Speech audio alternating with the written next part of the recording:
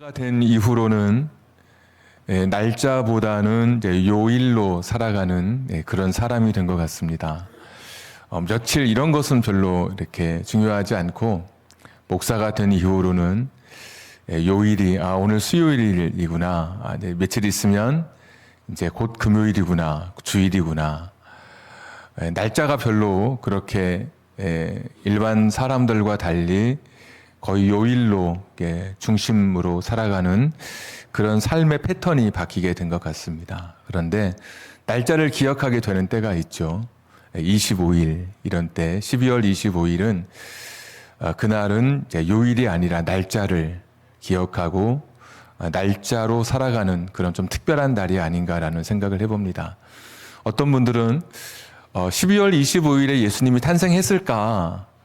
요즘에 유튜브가 많이 이제 여러분 시청하시기 때문에 여러 정보를 많이 접하게 되면서 과연 그때 탄생하셨을까 아닐까라고 궁금증도 있는데 제 대답은 탄생하셨을 수도 있고 아닐 수도 있습니다. 초대교회 당시에는 예수님의 죽으심을 기억하는 것만도 사실은 너무나 벅찼습니다. 예수님의 그 죽음의 의미를 가슴에 품고 그것을 증거하는 것만으로 그들의 삶은 감당할 수 없는 핍박과 환난 앞에 섰었기 때문에 예수님의 탄생까지 기억하는 것은 미처 생각하지 못했던 그런 시간이었기 때문에 그로부터 약 한 400년 정도 지나고 예수님의 탄생을 기억하게 되면서 25일, 12월 25일이라는 날짜가 이렇게 지정되게 되었지만 그래서 그 날짜일 수도 있고 아닐 수도 있고 그렇다고 아무 날짜나 12월 25일로 하지는 않았을 테니까 어느 정도 가능성도 있다라는 생각도 해보게 되고 근데 분명한 것은 날짜가 중요한 것이 아니라 그 안에 담겨진 하나님의 계획과 뜻이 중요한 것이죠. 하나님은 성탄을 되게 오래전부터 준비하셨습니다. 우리 교회는 이제 12월 첫 주에 불을 밝히기 위해서 11월 중순부터 준비를 했지만 하나님은 되게 오래오래 전부터 첫 성탄절을 준비하셨습니다. 창세기 1장 27절 28절에 사람을 창조하시고 하나님께서 처음에 주셨던 명령 또 하셨던 선포가 무엇이냐면 복에 대한 선포였습니다. 사람에게 복을 주시며 우리들에게 복을 주시기를 원하셨고 행복하게 살기를 원하셨습니다. 우리가 참 기쁘고 늘 밝고 우리의 가슴이 늘 설레임으로 가득한 되게 행복하고 감사한 삶을 살기를 하나님 기대하시고 우리를 창조해 주셨습니다. 그런데 아담과 하와가 범죄한 이후로 죄가 이 땅에 들어오면서 우리의 인생이 저주에 걸린 저주받은 인생으로 하나님이 계획하신 복과는 거리가 먼 반대되는 삶을 살아가게 되죠. 저처럼 지난주에 독감을 앓는 작은 병을 앓든지 또는 큰 병을 앓다가 또는 여러 가지 고난과 고통을 겪다가 마침내 죽음으로 끝나는 그러니까 제가 독감 A의 그 바이러스에 노출됐던 것처럼 우리 모두가 이 죽음의 바이러스, 죄의 바이러스에 노출되어서 결국에는 인생이 저주받은 인생으로 끝날 것이었는데 첫 번째 성탄을 준비하셨던 장면이 창세기 3장 15절에 나오는데 내가 여자의 후손을 내가 이 땅에 줄 것이다 라고 말씀해 주십니다. 여자에게서 난 그 자손이 이 뱀의 머리를 밟고 이 악죄, 죽음의 이 세력을 짓밟고 승리하게 될 것이다. 그러면서 여자의 후손을 약속해 주시는데 그 옛날에 아담과 하와가 창조되고 복 있는 행복한 인간으로 살기를 기대하셨지만 죄로 인해서 저주받은 인생으로 살아갈 때 하나님께서는 그때부터 그 오래전부터 성탄을 준비하고 계셨습니다. 여자의 후손으로 이 땅에 메시아를 보내주셔서 죄를 정복하고 죽음을 정복하고 저주를 깨트리는 그런 하나님의 이 성탄의 계획이 창세기 3장 15절부터 시작하죠. 앞에 화면 한번 보시면서 갈라디아서 4장 4절 말씀 한번 우리 읽어보도록 하겠습니다. 같이 한번 읽도록 하겠습니다.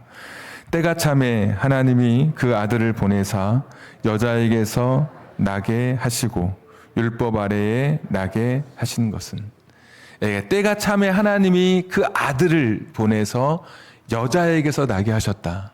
창세기 3장 15절에 여자의 후손으로, 여자의 자손으로 이 세상을 정복하고 죄를 정복하고 저주를 깨트리는 다시 복된 삶을 살아가도록 하시는데, 때가 참에 하나님의 성탄의 때가 됐을 때, 하나님이 계획하신 그 때가 됐을 때 여자의 후손에게서 하나님의 아들을 우리에게 허락해 주신 것이죠.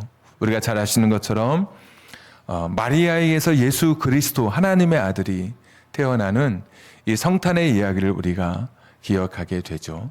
그래서 하나님은 이 성탄을 되게 오래전부터 계획해 주셨습니다. 그런데 이 성탄을 하나님께서 계획하시고 성탄을 준비하실 때 첫 번째 성탄은 혼자 준비하지 아니하시고 같이 준비한 사람들이 있었습니다. 하나님 홀로 준비하셔도 이 성탄을 멋지고 감동적으로 그렇게 우리에게 허락해 주실 수 있을 텐데, 같이 준비한 성탄의 사람들이 몇 사람 등장하게 되는데, 오늘 그 첫 번째 하나님과 함께 성탄을 준비한 첫 번째 가정, 사가랴와 엘리사벳 가정을 제가 여러분에게 소개해 드리려고 합니다. 사가랴가 제사장이었는데 순서를 따라서 성전에서 향을 피우는, 분향을 하는 그 직무를 감당하다가 천사로부터 아들을 낳을 것이라고 하는 그러한 이야기를 듣게 됩니다. 근데 그 아들의 사명이 있는데, 한번 보시면 15절 말씀, 1장 15절, 여러분 성경 한번 보십시오. 뒷부분에 보시면 성령의 충만함을 받은 사람이고, 16절, 이스라엘 자손을 주 곧 그들의 하나님께로 많이 돌아오게 하겠습니다. 17절, 그가 또 엘리야의 심령과 능력으로 주 앞에 먼저 와서 아버지의 마음을 자식에게, 거스르는 자를 의인의 슬기에 돌아오게 하고 주를 위하여 세운 백성을 준비하리라. 아멘. 15절에는 성령에 충만하고, 16절에 돌아오게 하고, 17절에도 돌아오게 하고, 두 번씩이나 돌아오게 하는 턴. 우리가 하은잠 첫 번째 말씀의 제목이 방향 전환이었던 것처럼, 하나님께로 방향을 전환할 수 있도록 사람들이 죄로 저주를 향해 가던 사람들의 발걸음이 다시 하나님을 향하여 갈 수 있도록, 그리고 19절 제일 마지막에, 17절 제일 마지막에 세운 백성을 준비하리라. 엘리야의 심령과 능력으로 와서, 그 아들이 누구냐? 그러니까 사가랴와 엘리사벳 가정에 태어난 아들이 어떤 아들이 될 것이냐?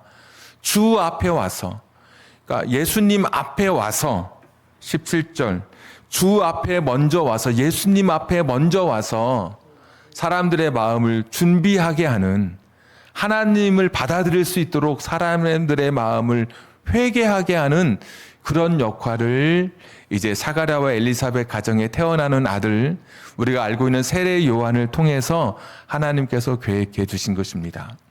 옛날에 왕이 행차하면 왕이 홀로 가는 법이 없습니다. 왕이 먼저 가기 전에 전령이 먼저 가서 왕의 행차를 다 이미 점검하게 되죠. 요즘 같으면 네덜란드에 얼마 전에 선발대가 가서 우리나라 대통령의 동선을 확인하고 또 경호를 점검하고, 너무 과도한 또 의전 때문에 문제를 겪고 있었다는 이야기를 듣긴 했지만, 이런 일들을 하게 되죠. 그러니까 하나님께서는 만왕의 왕으로 오신 예수 그리스도를 이 땅에 보내는 그 성탄에 앞서서 사가랴와 엘리사벳 가정에 아들을 허락해 주심으로, 그 아들이 예수님의 길을 미리 준비하는 전령으로 사람들의 마음을 돌이킬 수 있도록 엘리야의 심령을 가지고 와서 사람들에게 회개를 선포하고, 복에서 저주에서 복으로 방향을 전환할 것을 이야기하고, 하나님과 화해하도록 사람들의 마음을 독려하고 회개하도록 그렇게 그 길을 이끌 것이라고 하나님께서 선사를 통해 이 사가랴와 엘리사벳 가정에 말씀해 주신 것입니다. 그러니까 하나님께서는 홀로 성탄을 준비하신 것이 아니라 사가랴와 엘리사벳 가정에 함께 준비하시는데, 만왕의 왕 예수 그리스도가 오시기 전에, 여자의 후손으로 오시기 전에 이미 6개월 전에 사가랴 가정에 아들을 먼저 보내주셔서 그 아들이 전령이 되어서 사람들의 마음을 먼저 이렇게 마음이 무르도록, 돌처럼 강팍한 마음이 부드러운 마음이 되도록 먼저 세례 요한을 하나님께서 성탄의 계획 속에 포함시켜 주셔서 같이 사가랴와 엘리사벳 가정과 함께 하나님께서 성탄을 준비하신 것입니다. 자, 그러면 성탄은 무엇이냐면 하나님께서 잊지 않으셨다라고 하는 것을 우리에게 보여주는 것입니다. 창세기 3장에 그 오래전에 여자의 후손을 통해서 죄가 무너지고 저주가 끊어지고 다시 하나님의 복된 그 축복을 누리는 인생으로 살아가도록 약속해 주신 그 하나님께서 잊지 않으시고 이 성탄을 우리에게 주신 것, 하나님께서 기억해 주시는 것, 죄 가운데 살아가는 저와 여러분을 하나님께서 잊어버리지 않으셨다고 하는 그 사건이 바로 성탄인 것입니다. 사가랴가 아들을 낳고 나서 나중에 하나님의 은혜 가운데 이 성탄에 대해서 좀 더 고백하는 장면이 나와요. 우리 좀 성경 한번 좀 넘겨보겠습니다. 1장 67절 말씀. 1장 67절. 그 부친 사가랴가 성령의 충만함을 받아 예언하여 이르되 68절 찬송하리로다 주 이스라엘의 하나님이여 그 백성을 돌보사 속량하시며. 참, 이 성탄이 무엇인가 봤더니 이스라엘의 하나님, 그분이 그 백성을 돌보사 속량해 주셨다. 참, 그걸 다 갚아주셨다라고 말씀하죠. 다 읽지는 못하니까. 77절 주의 백성에게 그 죄사함으로 말미암는 구원이 임하는 때가 성탄입니다.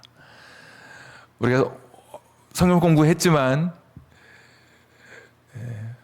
경제적으로부터도 구원받을 수 있고 사회적 핍박으로부터 구원받을 수 있고 어떤 어려운 상황에서 우리가 구원받을 수 있지만 진정한 본질적 구원은 죄로부터 구원이잖아요. 그런데 죄로부터 죄사함으로 말미암는 구원이 이루어진 것이 바로 이 성탄인 것이죠. 78절에 하나님의 긍휼, 하나님의 불쌍히 여기심, 하나님이 우리를 살펴주시고 기억해 주신 그 긍휼이 여기신 그날이 이 성탄, 우리를 위한 성탄인 것이죠. 크리스마스 for you, 여러분을 위한 성탄인 것이죠. 저를 위한 성탄인 것이죠. 이 성탄이. 78절 계속 보시면 이로써 돋는 해가 위로부터 우리에게 임하여 어둠과 죽음의 그늘에 앉은 자에게 비치고. 참 절망하고 깜깜하고 암담하던 인생에 빛을 비춰주신 사건이에요. 나는 어떻게 살아가야 될까? 하나님께서 빛을 비춰주시고 79절 뒷부분에 우리 발을 평강의 길로 인도하시리로다. 늘 두려움과 근심과 염려 속에 살아가던 내 인생에 하나님께서 평강으로 채워주신 그날, 이 복된 날, 이것이 세례 요한이 사가랴가 하나님의 은혜 가운데 성탄이 어떤 날인지를 깨닫고 하나님의 영으로 충만해서 주의 구원이 이루어진 날, 주의 긍휼로 가득한 날, 어둠 속에 빛이 비친 날, 두려움과 세상의 근심과 걱정 속에 살아가던 사람들에게 평강이 임한 날이라고 오늘 이 성탄에 대해서 말씀해 주시고 있죠. 자, 그러면 오늘 말씀을 읽으면서 궁금한 것이 한 가지 있었습니다. 왜 하필 사가랴의 가정일까? 하나님께서 이처럼 얼마든지 오래전부터 계획했던 성탄을 우리에게 선물로, 은총으로, 긍휼로, 우리에게 축복으로 주시는 이 놀라운 성탄의 이야기를, 이 성탄의 준비를 왜 사가랴의 가정과 함께 준비하셨을까? 왜 사가랴와 엘리사벳 가정이었을까? 사실 너무나 궁금했었습니다. 1장 5절 읽었던 말씀에 보시면 유대왕 헤롯 때에라고 이렇게 시작하고 있죠. 이 한 구절에 사가랴와 엘리사벳이 살았던 시대의 모든 이야기가 그 한 구절에 다 농축되어 있습니다. 헤롯은 어떤 왕이었냐면 메시아가 태어났다는 이야기를 듣고 이스라엘의 왕이 태어났다는 이야기를 듣고 동방박사에게 속은 것을 알고 2살 미만의 어린아이를 다 죽인 극악무도한 왕이었습니다. 야, 내가 저런 사람 밑에서 백성으로 살아간다고 하는 것이 그 울분, 그 불의에 대한 나의 분노, 그런 시대의 왕이었습니다. 헤롯은 어떤 사람이었냐면 자기 부인도 죽였습니다. 혹시 아이들이 내 자리를 탐할까 봐 자기 아들 둘도 죽인 사람이 헤롯 왕입니다. 어떻게 아버지가 그런 사람일 수 있습니까? 그뿐만 아니라 자기가 죽음이 가까웠어서 죽을 병에 걸렸을 때 그 유력하고 유명한 존경받는 귀족들을 한 곳에 다 감금시켰습니다. 그리고 어떤 명령을 내렸냐면 내가 세상을 떠나는 그 순간에 그 감금됐던 모든 사람도 다 죽이게 만들었습니다. 왜냐? 내가 죽었을 때 아무도 울지 않을까 봐 전 국가적으로 애도가 일어나야 되는데 내가 죽었을 때 눈물 한 방울 없이 사람들이 잘 죽었다고 손가락질할까 봐 그게 두려워서 존경받고 힘있고 괜찮은 사람 그 귀족들을 한 곳에 모아놓고 내가 죽으면 같이 다 죽이라고. 그래서 사람들로 하여금 이게 누구 때문에 우는지는 모르지만 슬픔이 있는 날이 되게 하려고 그 정도로 아주 극악한 사람이 헤롯 왕이었습니다. 잘 아시는 것처럼 성전을 46년째 짓고 있느냐 뭐 이런 말 있었던 것처럼 반쪽만 유대인이어가지고 사람들에게 환심을 사려고 성전을 지었습니다. 돈이 필요하잖아요.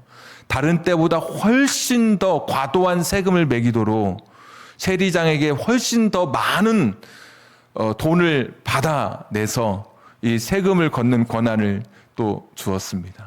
자연적으로 제일 밑에 있는 피라미드 하층에 있는 빈민들에게 과도한 세금이 책정되고 그들은 이 세금을 내는 그 무게에 짓눌려 살 수밖에 없었던, 때로는 노동력을 제공해야 되고 가서 일을 해야 되고 세금을 내야 되고 그런 시대입니다.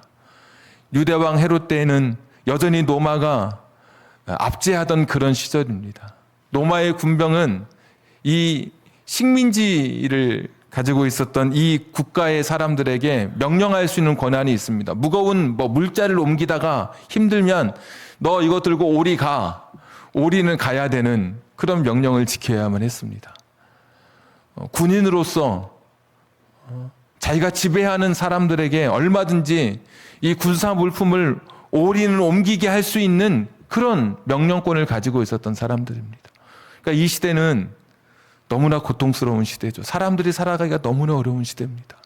경제적으로도 어렵고 사람들의 삶도 팍팍하고 무엇보다도 극악무도한 왕이 다스리는 그런 시대. 내가 그런 사람의 백성으로 살아가야 한다고 하는 이런 자괴감. 하나님의 말씀은 다 사라진 채 사람의 생명조차도 귀하게 여기지 않고 자기 자식마저 죽이는 정말 짐승봐도 못한 그런 사람이 왕으로 다스리던 이 시대에 사가랴와 엘리사벳은 살았습니다. 그뿐만 아니라 7절에 보시면 이 가정에 자식이 없었다고 이야기합니다. 성경에서 이상하게 자식이 없는 것을 되게 많이 강조하죠. 왜냐하면 여러 번 들어보셨겠지만 자식이 없는 것은 노동력으로 대변되던, 힘으로 대변되던, 숫자로 대변되던, 그러니까 숫자가 힘이고 노동력이 부라고 직결되던 더 많은 땅을 지을 수 있으니까 그런 시대에 자식을 낳지 못하는 것은 굉장한 손실이고 아픔이죠. 그러나 이스라엘은 창세기 3장 15절의 말씀처럼 여자의 후손에 대한 늘 소망을 가지고 있었습니다. 우리가 이렇게 힘들지만 여자의 후손으로 오시는 메시아가 오시면 우리는 다 회복된다. 하나님 우리 회복시켜 주신다. 그런데 자식이 없다고 하는 것은, 여자에게서 후손이 없다고 하는 것은 메시아의 소망이 끊어진 것임을 의미하는 것이기 때문에 굉장히 저주받은 것처럼 여겨지고 굉장히 이것이 고통스럽고 일반적으로 자식이 없는 삶과는 다르게 이런 신학적 배경 속에서 너무나도 힘들고 사람들 앞에 자신을 내세울 수 없을 만큼의 견딜 수 없는 너무나도 가정의 어려운 일들을 사가랴와 엘리사벳 가정이 겪고 있는 것이죠. 1장 25절 한번 여러분 보시겠습니까? 1장 25절. 엘리사벳이 잉태하고 나서 이렇게 고백합니다. 1장 25절에 주께서 나를 돌보시는 날에 사람들 앞에서 내 부끄러움을 없게 하시려고 이렇게 행하심이라. 너무나 부끄러웠던 거예요. 자식이 없었던 것이. 너무나 고통스럽고 힘들었던 거예요. 엘리사벳이 이렇게 고백하잖아요. 주께서 나를 돌보시사 나를 이렇게 대해 주신 것은 나를 더 이상 부끄럽지 않게 하시려고 했다. 그러니까 이 사가랴와 엘리사벳 가정이 가졌던 이 삶의 무게도 만만치 않은 겁니다. 국가적으로, 경제적으로, 사회적으로, 자기 개인적으로, 영적으로 이 굉장히 힘들었던 그런 삶을 살았던 그런 가정이었어요. 네, 6절 한번 보시겠습니까? 6절, 1장 6절. 1장 6절. 우리 다 같이 한번 읽겠습니다. 시작. 이 두 사람이 하나님 앞에 의인이니 주의 모든 계명과 규례대로 흠이 없이 행하더라. 아멘. 근데 이 부부가, 이 두 사람이 주의 모든 계명과 규례대로 흠이 없이 행하고 의인이라고 이야기하는 거죠. 여기서 의인은 죄가 없다, 흠이 없다는 말은 완벽하다라는 의미가 아니라 이 사람들의 생각이나 행동이나 태도가 하나님을 기쁘시게 하는 삶을 살아가려고 했던 사람들인 거예요. 그러니까 하나님과 바른 관계를 맺었던 사람들, 사람과 바른 관계를 맺고 하나님과 바른 관계를 맺고 자신의 삶에서 주의 말씀, 이 명령, 율법, 그것을 지키려고 부단히 성실하게 애썼던 사람들인 거예요. 참 이게 쉽지 않잖아요. 이런 가정에, 이렇게 어려운 시대 속에서, 그리고 자기의 삶에 다가온 그 어려운 역경 앞에서 무너지기 쉬운데도 불구하고 오늘 이 가정이 하나님 앞에서 완전하고 흠이 없고 말씀을 지키려고 살아가고 있는 그 가정으로 비춰지고 있어요. 우리가 신약 성경의 첫 번째 책이 마태복음으로 알고 있지만 역사적 사건으로 할 때는 누가복음이 더 앞서게 되죠. 마태복음은 예수님의 탄생부터 시작하고 누가복음은 예수님의 탄생 이전에 6개월 전에 먼저 태어난 세례 요한으로부터 시작하니까 이게 먼저 앞서죠. 그래서 순서적으로는 마태복음이지만 시간적으로는 누가복음이 첫 번째 책이에요. 구약 성경의 마지막 책이 말라기입니다. 우리가 잘 아는 것처럼 말라기서 2장 1절부터 2절 말씀을 한번 우리 화면으로 한번 띄워주시기 바랍니다. 말라기서 2장 1절에서 2절 말씀 1절 한번 읽겠습니다. 너희 제사장들아 이제 너희에게 이같이 명령하노라. 2절 다 같이 만군의 여호와가 이르노라. 너희가 만일 듣지 아니하며 마음에 두지 아니하여 내 이름을 영화롭게 하지 아니하면 내가 너희에게 저주를 내려 너희의 복을 저주하리라. 내가 이미 저주하였노니 이는 너희가 그것을 마음에 두지 아니하였음이라. 아멘. 듣지 않고 마음에 두지 않고 마음에 하나님을 두지 않고 하나님의 이름을 영화롭게 하지 아니해서 결국은 저주받게 됐다는 것이죠. 너희가 너희의 복이 반대가 저주가 되는, 너희가 그것을 마음에 두지 아니해서 너희가 저주받게 됐다. 하나님 말씀 마음에 두지도 않고 하나님 영화롭게도 하지 않고. 그런데 다시 한번 1절 한번 보여주십시오. 그 2장 1절 누구를 향한 말씀이죠? 너희 제사장들아. 그래서 말라기서는 제사장들에게 주신 말씀이에요.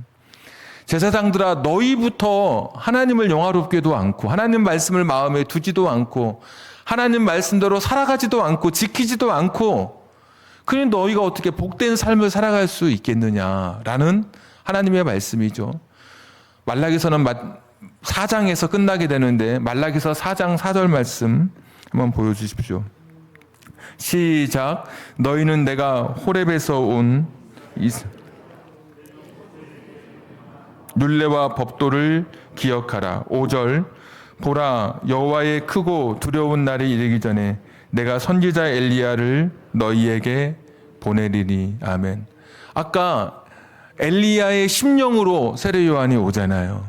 근데 하나님께서 말라기서에서 예언해 주시기를 내가 언젠가 엘리야의 심령 엘리야를 내가 너희에게 보내줄 것인데 그가 너희의 마음을 돌이키리라. 아까 세례 요한에게 사가랴에게 주셨던 말씀들을 말라기서에서 반복되는데 4장 4절 말씀 보시면 너희는 내가 호렙에서 온 4장 4절 말씀 다시 비춰주십시오. 너희는 내가 호렙에서 온 이스라엘을 위하여 내 종 모세에게 명령한 법 곧 율례와 법도를 기억하라. 제사장들아 너희들 내가 호렙산에서 모세에게 준 그 명령 그 법도 율례 그거 기억하며 살아라. 하나님 말씀 그 말씀 붙들고 그 말씀 위에서 살아가라. 그러면 내가 때가 되면 엘리야를 너희에게 보내주어서 이 땅에 구원이 선포되는 놀라운 성탄의 일을 내가 펼쳐주리라. 하나님의 약속의 말씀인 거예요. 자, 그런데 오늘 누가복음에 하나님께서 누구에게 지금 말씀하시느냐? 사가랴에게 말씀해 주셨죠. 근데 여러분 사가랴는 누구입니까? 제사장입니다. 제사장. 제사장 사가랴에게 하나님 말씀해 주신 거예요. 뭐라고 말씀해 주시느냐? 말라기서에서 제사장들아 너희들 하나님 말씀 좀 기억하고 그 말씀 지켜라. 율례와 법도를 지키라고 말씀해 주셨는데 오늘 사가랴 가정에 오셔서 제사장에게 너희 가정이 말씀을 지키고 그 계명을 지키고 법도를 지키고 흠이 없고 완전하다라고 사가랴 가정을 향해서 말씀해 주시는 것이죠. 자, 이것은 무엇이냐면 하나님께서 그랬을 것 같아요. 말라기와 누가복음 사이에 400년의 시간이 있어요. 400년의 침묵의 시간이 있는데 침묵을 깨시고 하나님께서 400년 만에 사가랴에게 말씀해 주시는 거예요.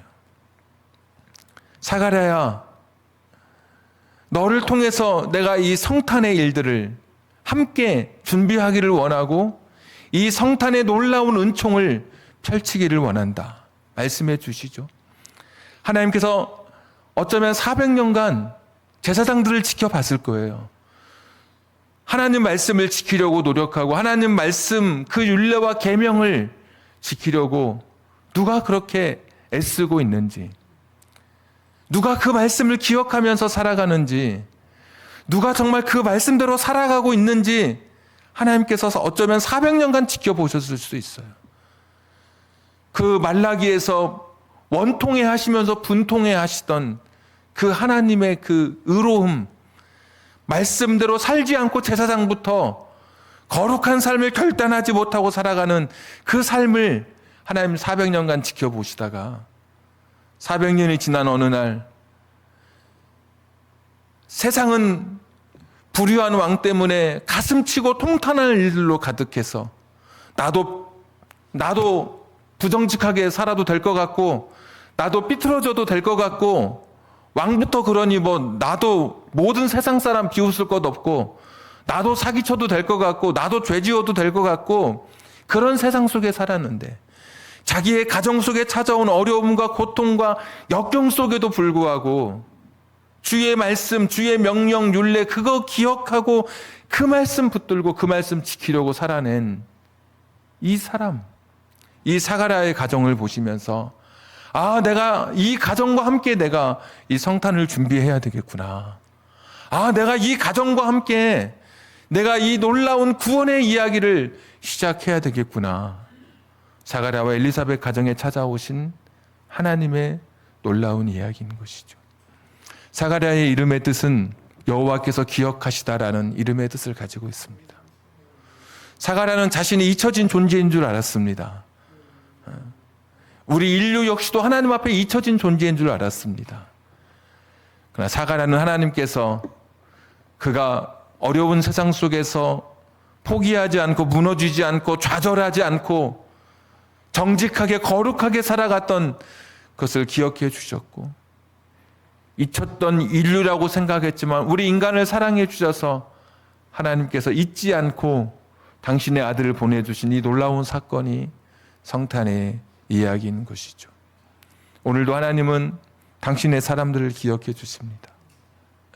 모세가 기도할 때 하나님 어떻게 하면 좋습니까? 라고 할 때 하나님께서 모세에게 이렇게 말씀해 주셨습니다. 모세야, 너 여러 가지 말 하지 않아도 돼. 나는 너 이름만으로도 알아. 라고 말씀해 주셨습니다. 여러분 가슴 속에 때때로 흔들릴 때 있죠. 세상의 가치관에 나도 휩싸일 때가 있고, 잘못된 길로 가고 싶은 유혹에 서게 될 때도 있고, 아니 헤롯 왕도 그랬는데, 뭐 대통령도 그러는데, 뭐 세상의 일들도 그러는데, 내 삶에 어려움이 찾아올 때 오늘 자식이 없었던 이 가정처럼 무너지고 포기하고 싶을 때 있죠.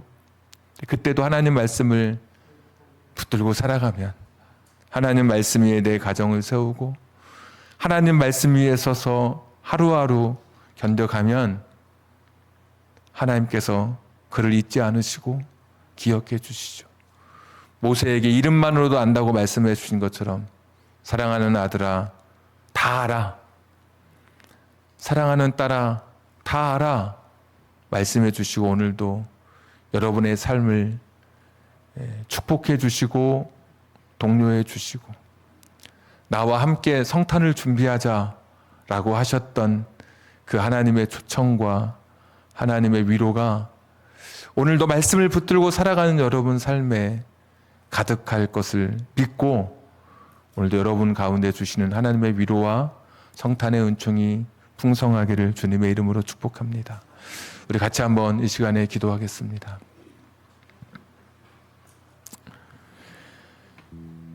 무너지고 싶을 때도 있고, 가정에 찾아오는 어려움 때문에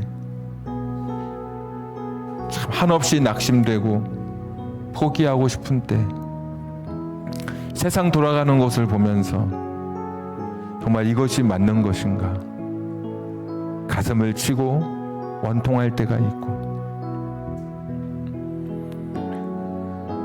그런데 그 가운데서도 그 옛날 400년 전에 주셨던 하나님 말씀을 붙들고 그것을 기억하면서 흔들림 없이 살아내려고 했었던 이 가정에 하나님께서 찾아오셔서 같이 성탄을 준비해 주셨습니다.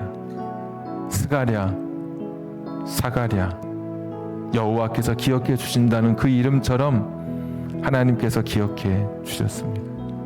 오늘도 여러분 기억해 주실 것입니다.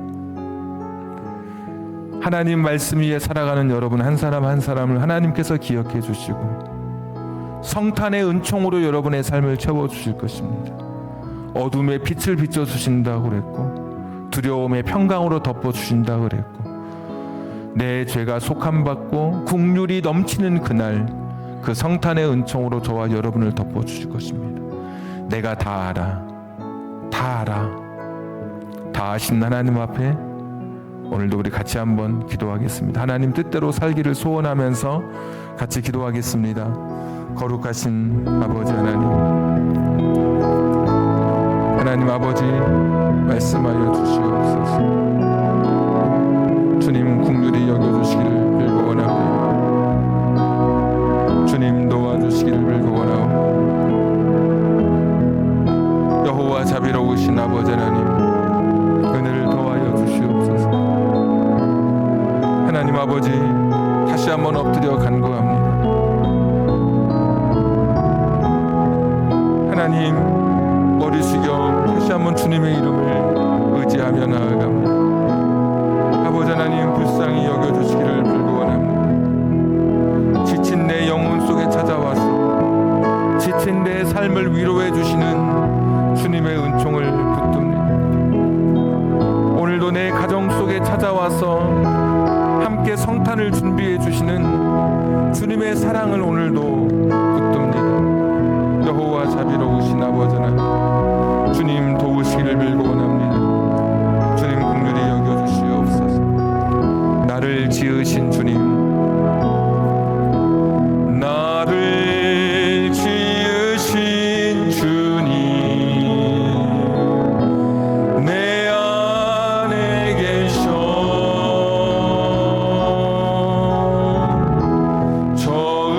처음부터 내 삶을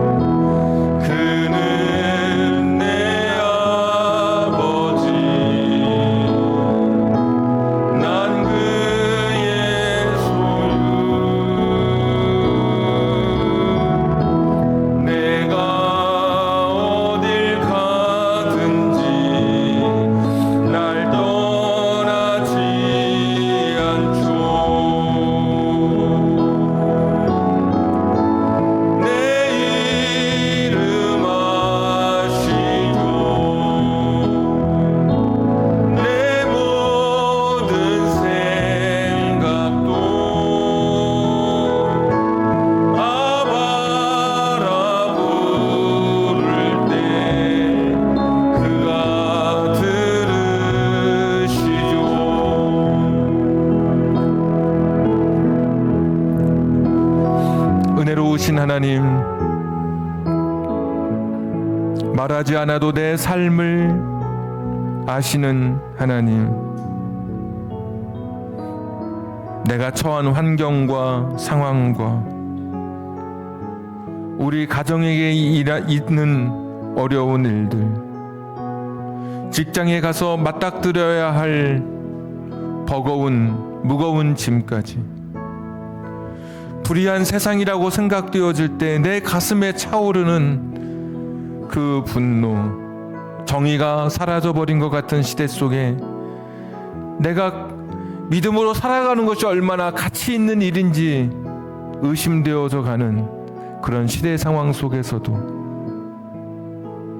틀리지 않은 기름을 믿고 묵묵히 하나님 말씀을 따라 걸었던 사가랴와 엘리사벳 가정에 찾아오신 하나님, 오늘 우리 삶에 찾아와 주시옵소서.